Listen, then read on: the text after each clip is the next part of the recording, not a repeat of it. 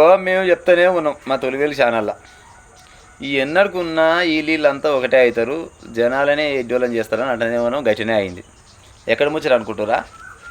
ఈ పగటేసేగాళ్ళ ముచ్చట, ఈ రాజకీయ నాయకుల ముచ్చట. పగటేసేగాళ్ళంటే మళ్ళీ అర్థం కాకపోయేవాళ్ళు, కానీ ఈ సినిమా యాక్టర్లంతా ఇవాళంట పెద్దలు అంతా ముక్కులు అంతా కలిసి ఒక కాడ కూర్చురంట.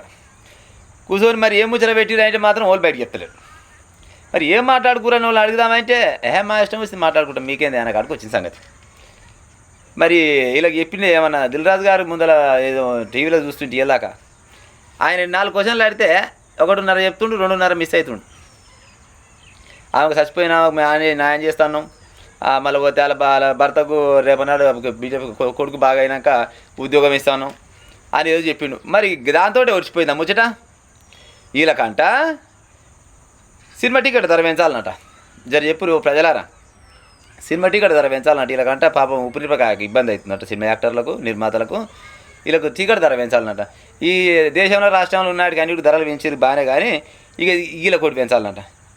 ఇప్పటికే ఒక్కొక్క టికెట్కు 400 నుంచి 1000 రూపాయలు అమ్మురు. నేనమన్నా ఒక్కొక్క సినిమాకు 3000, 4000, 5000 గిన్ని కోట్ల రూపాయలు వసూలు అవుతున్నాయి. ఇప్పటికే అంతా జనాల సొమ్ము మింగుతానికి జరిగారు. ఇంకా కూడా ఆశ సరిపోతులని ఆసనం అయిపోను ఎడబెట్టుకుంటారా నాయన మీరు పహలని. మరి బుడబుడ సినిమాలో ఏం చేద్దాం అనుకోరు? మీటింగ్ పెట్టుకొని ఇవ్వాలా, ముఖ్యమైన దగ్గర పోయి మీటింగ్ పెట్టిరు.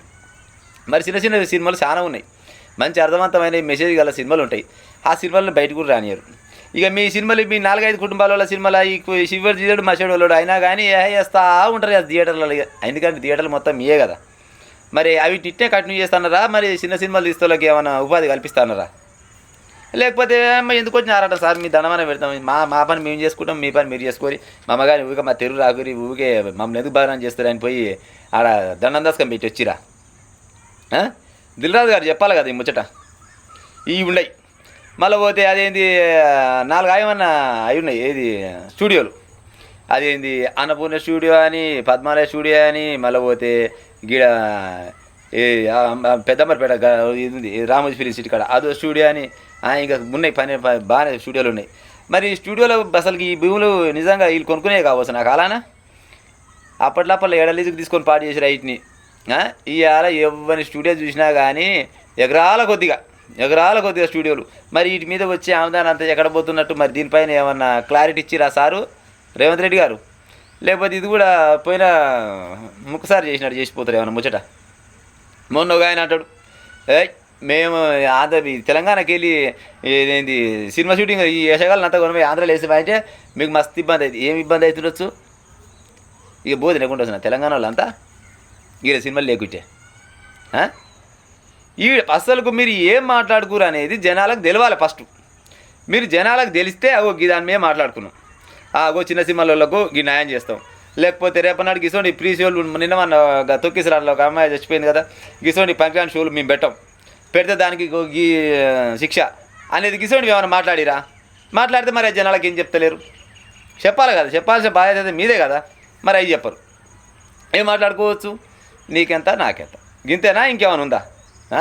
ఊర్లలో జనాలు ఇవాళ దాదాపు ఏమనుకుంటారు అంటే, ఇవాళ అంతా కలిసి రాజకీయ నాయకులు ఈ సినిమాలు అంతా కలిసి మీటింగ్ పెట్టారంటే ఏ ముచ్చట పెట్టచ్చు అంటే వాళ్ళు ఏ ముచ్చట పెట్టారో బయటికి చెప్పే కాలమే లేదు. వేరేదైతే ఈ టైం కాలం టామ్ అవు. మరి ఇక సినిమాలలో అంటే డబ్బుగల్లోలే కదా. ఇక మరి డబ్బుగల్లతో మరి ఏమైనా డబ్బుల ముచ్చట గిట్ట మాట్లాడితే పాడైపోను. దయచేసి మీరు ఏం మాట్లాడుకోరు, ఏం కథ అనేది జనాలకు చెప్పాలి. రేపటి నాడు గిట్టనే నేను పెద్ద మొదటి సినిమా తీస్తా అని పోయి తోమెడు పోయి వెనకంగా 100 మంది ముందలంగా 200 మంది ఆడంగీయడం కలిసి 2-3 వేల మందిని తీసుకొని బుడ్డ గల్లీలలో పోయి చూపు ఏమంటారు మన జర ఈతలు పడుతుంటారు కదా, అందులో వనకాని ఇబ్బంది అవుతుంది. మరి వాళ్ళకి ఏమి గవర్నమెంట్ ఏమైనా కట్టిస్తుందా? లేకపోతే సినిమాల్లో ఏమైనా కట్టిస్తారా? మరి వాళ్ళ పైన ఎలాంటి చట్టాలు ఉన్నాయా? అలాంటివి ఏమైనా మాట్లాడాలి కదా. అవి ఏమేమి మాట్లాడారు అనేది జనాల దగ్గర క్లియర్గా చెప్తే నిజంగానే అమ్మాయికి మంచిగానే ఉన్నదని అనుకుంటారు. ఏం లేనట్టుంది, ఏమైనా ఒకటే జనాలు అనుకునేది ఒకటి ఏంటంటే నీకెంత నాకెంత అనుకున్నట్టు, గంతకు మించి నీకు ఏం లేనట్టుంది. ఇయే కావు, ఈ సినిమా యాక్టర్లు అంతా ఉండే ఆ ఇండ్లు కూడా ఈ ప్రభుత్వమేనంట ఆ కాలాన. మరి ఎట్ట రాసి ఇచ్చిరో పాడైపోయి ఇలా పేదోనికి ఇంత గంటెడు జాగా ఏమైతే ఏ చేత కాదు. కానీ మరి వీళ్ళని ఏం చూసి ఇచ్చిరా? హీరోలు చూసి ఇచ్చిరా, హీరోయిన్లు చూసి ఇచ్చిరా, ఇలా లీడర్లు ఎందుకు ఇచ్చిరో మాకు తెలియదు. కానీ వాళ్ళు ఉన్న జాగాలు కూడా ప్రభుత్వమేనట. గసంటి వాళ్ళ దగ్గర గుంజుకొని పేదలకు ఏమైనా న్యాయం చేస్తే దేవుళ్ళు అంటారు. కానీ వాళ్ళకే సాయం చేస్తే ఇంకేం పాడేసి వస్తుందా? ఇక ఉంటా మరిగా.